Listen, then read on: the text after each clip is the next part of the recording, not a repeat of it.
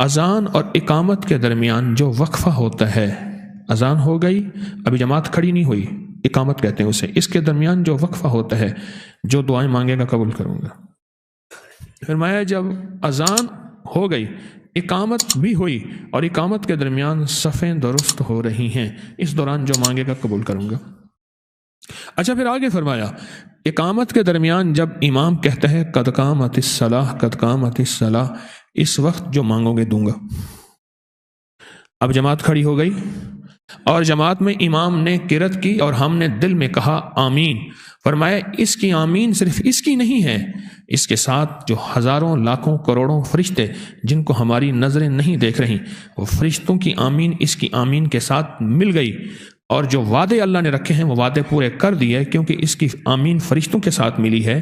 جس کی آمین فرشتوں کے ساتھ ملے وہ کبھی کمزور نہیں ہوتا، بے در نہیں ہوتا، بے گھر نہیں ہوتا، نادار نہیں ہوتا، محروم نہیں ہوتا، رسوا نہیں ہوتا، ذلیل نہیں ہوتا۔